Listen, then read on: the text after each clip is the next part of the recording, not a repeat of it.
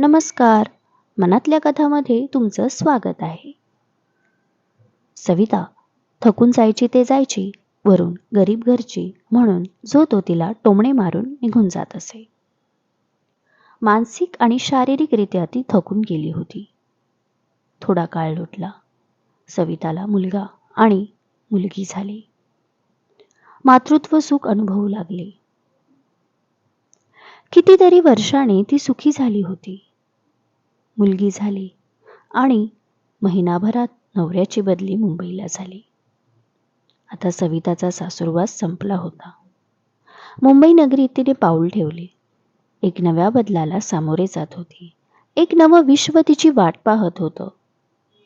सविताला असे वाटले की आता सर्व सुरळीत होईल, पण झाले भलतेच.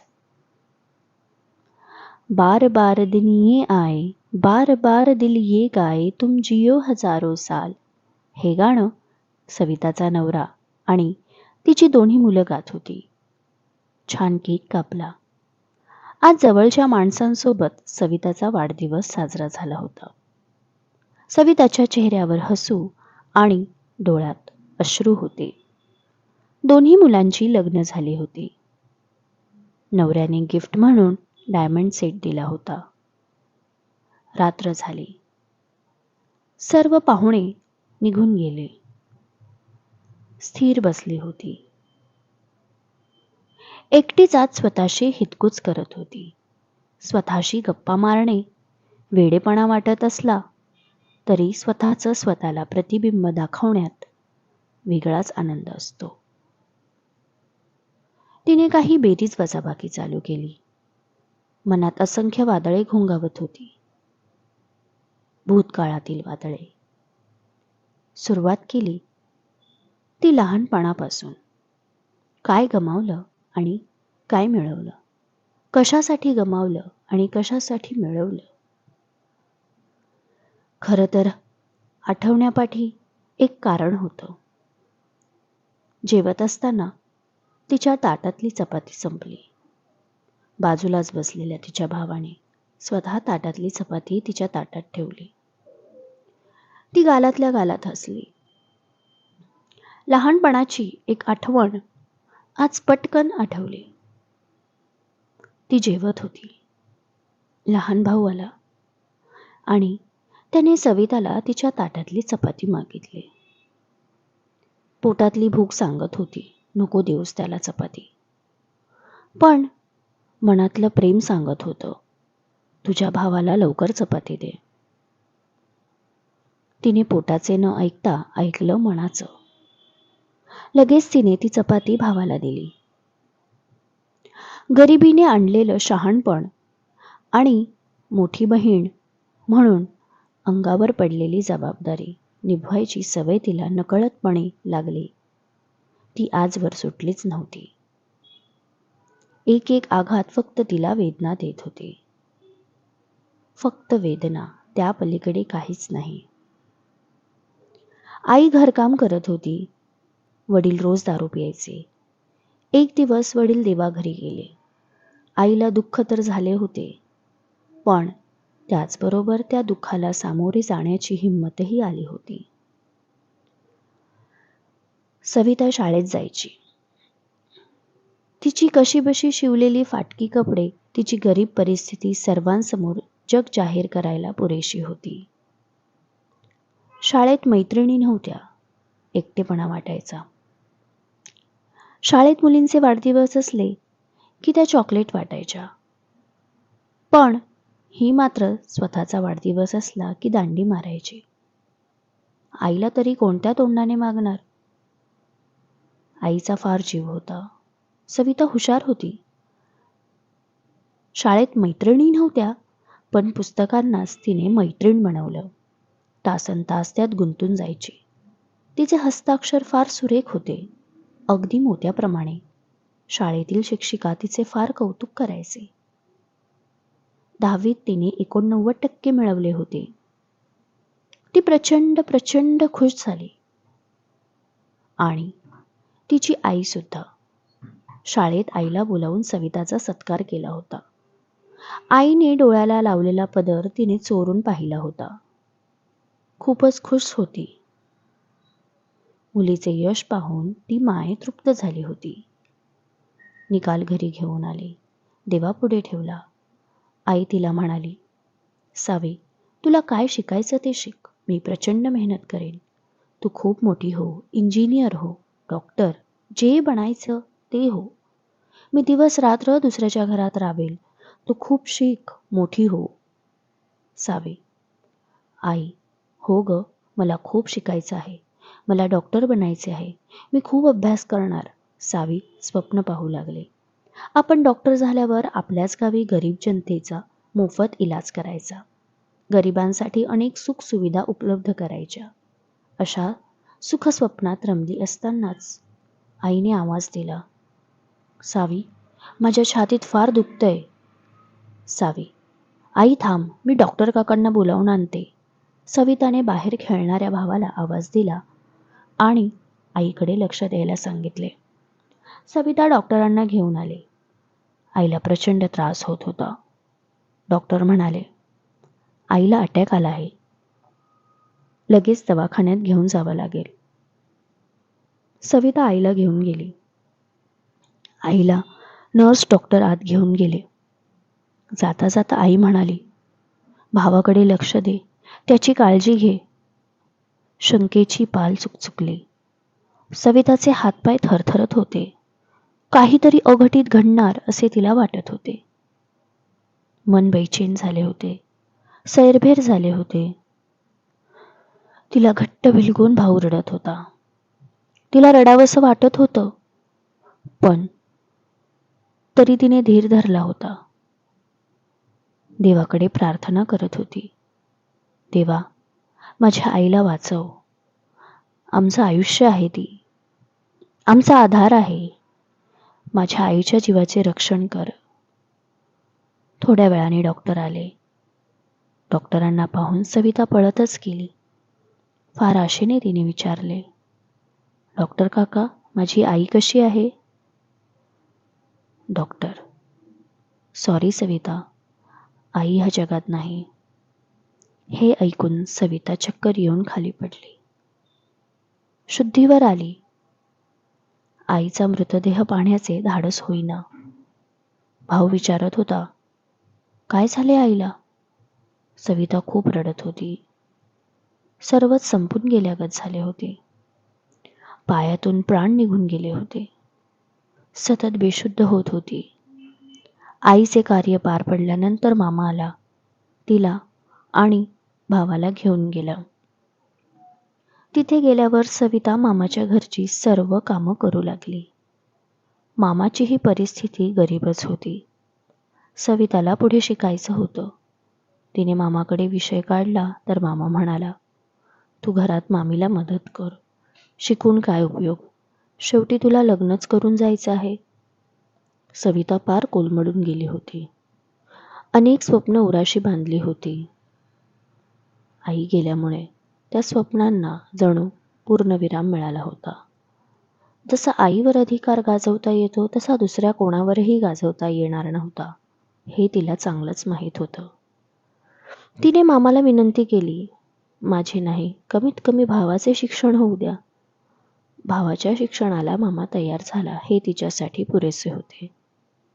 पुढे दिवस रात्र सविता फक्त काम करत राहिली. तिला माहीत होतं, आपण जर हातपाय हलवले तरच आपल्याला 2 घास मिळतील आणि आपल्या भावाचे शिक्षण पूर्ण होईल. भावाच्या शिक्षणासाठी ती घरातून दुसरी सुद्धा कामं करत होती. विणकाम, कपडे शिवणे असे छोट्या मोठ्या गोष्टी ती शिकली होती. त्याद्वारे ती 2 पैसे कमवत होती. सविताला आईची खूपदा आठवण यायची. दिवस रात्र काम करणारी आई घरी आल्यावर सुद्धा सविता आणि तिच्या भावाला पाहिल्यावर किती खुश होत असे. तिच्या डोक्यावरून, तिच्या भावाच्या डोक्यावरून हात फिरवत असे. ती माया, प्रेम, ममता सर्वच गोष्टींना मुकली होती. जीव तुटत होता. पण करणार तरी काय? देवाला सतत प्रश्न विचारत होती. देवा, माझ्या वडिलांना तर तू घेऊन गेलास. माझ्या आईला कमीत कमी आमच्यासोबत ठेवायचं होतं. आमचा वाली कोण आहे आता? मामीलाही खरं तर सविता, तिचा भाऊ, जड झाला होता. ती सुद्धा शिळंपाकं खायला द्यायची. मामा नसेल तेव्हा तर अगदी टोमणे मारत असे, घालून पाडून बोलत असे, अगदी तुच्छ वागणूक देत असे. सविताला प्रचंड त्रास व्हायचा.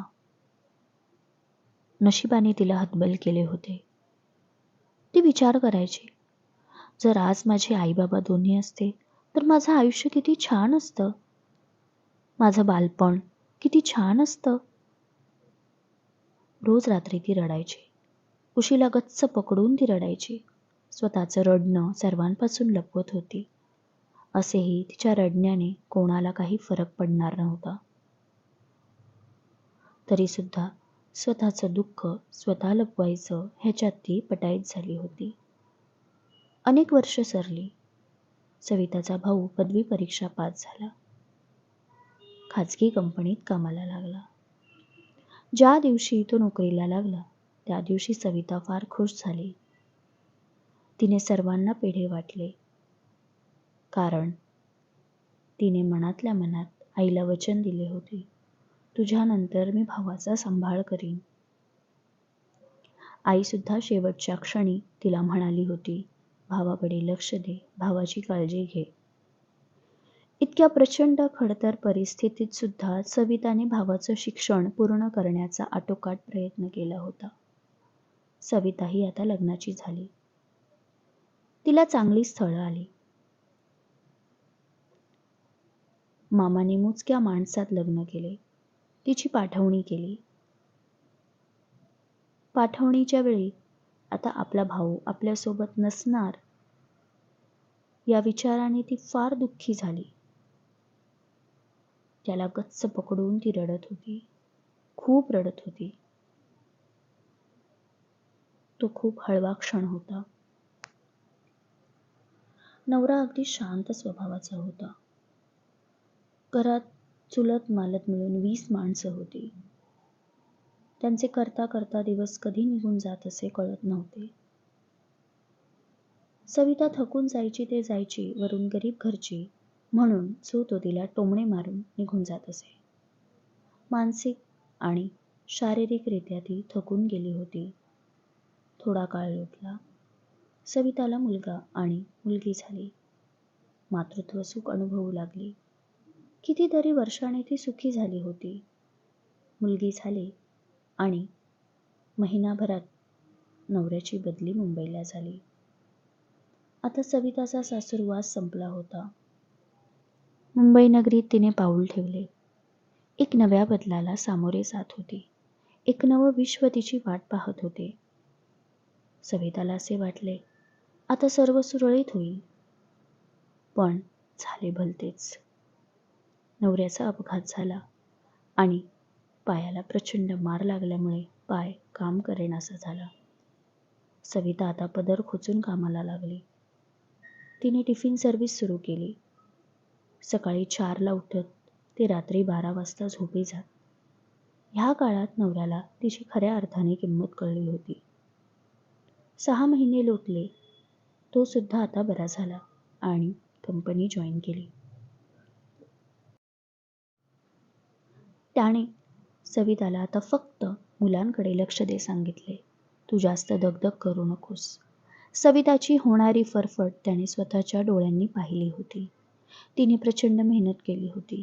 स्वतःच्या तब्येतीकडे पार दुर्लक्ष केले होते. आता त्याला ते नको होते. सविताला आराम द्यायचा हेच त्याने ठरवले होते. सविताचा कठीण काळ आला होता, पण त्या कठीण काळामध्ये दाखवलेली हिंमत सविता आणि तिच्या नवऱ्याचे नात्याचे बंध अधिक घट्ट होत गेले. सविताची मुलं लहान होती. पूर्ण दिवस फक्त मुलांचं बघण्यात निघून जात असे. मुलांचा अभ्यास सविता फार आवडीने घेत असे. अभ्यास म्हणजे जीव की प्राण. तिने ठरवलं होतं, आपण नाही, मुलांना उच्च शिक्षण द्यायचे. एक एक वर्ष कशी सरली. मुलं कधी लहानाची मोठी झाली कळलंच नाही. शाळेत, कॉलेजमध्ये दोन्ही मुलं टॉपर असायची. दोन्ही मुलं प्रत्येक स्पर्धेत भाग घेत. मुलगा इंजिनियर झाला आणि मुलगी डॉक्टर. तिचं स्वप्न तिच्या मुलीने पूर्ण केलं होतं. दोन्ही मुलं तिच्या आयुष्यात आली. आई होण्याचं सुख दिलं, पण हुशार, मेहनती मुलं अगदी तिला साजेशी अशीच होती. सविता खूप सुखात होती. पण असं कधीतरी निवांत बसल्यावर ह्या भूतकाळातल्या आठवणी हळूच कानात कुजबुजत. ज्या गोष्टी नाही मिळाल्या त्यासाठी मन बेचैन करत आणि जे अपेक्षेपेक्षा जास्त मिळालं त्यासाठी मन आनंद देऊन जात. पण तरीही कुठे एक मन बेचैन होतं. आजही तसंच काहीसं झालं होतं. आईच्या अनेक आठवणीने डोळे भरून आले होते. सर्व सुख पायापाशी लोटांगण घालत असले तरी सुद्धा आयुष्यात काहीतरी कमी असल्याची खंत ही पावलोपावली जाणवत होती. तिचा नवरा पाठून आला आणि तिच्या खांद्यावर हात ठेवून म्हणाला, आज जे काही माझ्या आयुष्यात आहे केवळ तुझ्यामुळेच राणी. आपल्या तंद्रीत धुंद बसलेली सविता भानावर आली. तिने मागे वळून पाहिले. नवऱ्याने पाहिले की तिचे डोळे भरून आले होते. त्याने तिचा हात हातात घेतला आणि म्हणाला, सविता, कटू भूतकाळ आठवण्यापेक्षा आता सुखाचा भविष्यकाळ निर्माण करूया. जगी सर्व सुखी असा कोणीच नाही. आपल्याला जे हवं आहे ते आयुष्यात भेटतंच असं नाही. म्हणजे आता आपल्या हातात आहे त्याचा उपभोग घेणे हे महत्त्वाचे. आयुष्याची 50 वर्ष सरली आता. पुढे किती वर्ष बाकी आहे हे माहीत नाही. त्यामुळे तू भूतकाळात रमणे आता सोडून दे. आता फक्त वर्तमान काळातच जग. फक्त वर्तमान काळ महत्त्वाचा आहे सविता, हे समजून घे. अनेक स्वप्न तुझी अपुरी राहिली हे मला माहीत आहे. पण आता तुझे छंद जोपास. तुला जे हवं ते कर. तू नेहमी आनंदी राहण्याचा प्रयत्न कर. आणि आज जे काही आपलं यश आहे त्याच्या पाठी तुझी मेहनत, तुझी जिद्द याचा मोलाचा वाटा आहे हे विसरू नकोस. तू माझ्यासाठी माझ्या आयुष्यात आलेली एक अनमोल देणगी आहे सविता. आणि मला असं वाटतं तू नेहमी खुश राहावी. सविताने नवऱ्याला पाहिले. तिने त्याला घट्ट मिठी मारली आणि खरंच तीही विचार करू लागली, माझा नवराही माझ्या आयुष्यातील अनमोल देणगी आहे. परमेश्वराने एक चांगला जोडीदार दिला, हेही नसे थोडके. तिने मनात ठरवलं, आता बस. भूतकाळात रमून स्वतःला त्रास करून घेण्यापेक्षा जे आपल्या हातात आयुष्य आहे ते मनमुरादपणे जगायचे. आता पुन्हा पुन्हा भूतकाळातील कटू आठवणी आठवत बसायच्या नाहीत. 50शी ओलांडलेली सविता पुन्हा एक वेगळा ध्यास घेऊन जगण्यासाठी तयार झाली होती. आता तिच्या वाटेत फक्त सुख होते आणि ते सुखच वेचणार होते. समाप्त. खरं आहे ना, कटू भूतकाळ विसरण्यातच आपलं भलं असतं. लेखिका अश्विनी पाखरे ओगले. तुम्हाला जर कथा आवडली असेल तर चॅनलला जरूर सबस्क्राईब करा आणि तुमच्या जवळच्या लोकांसोबत हा व्हिडिओ शेअर करायला विसरू नका. लवकरच भेटू नवीन कथेसह. धन्यवाद.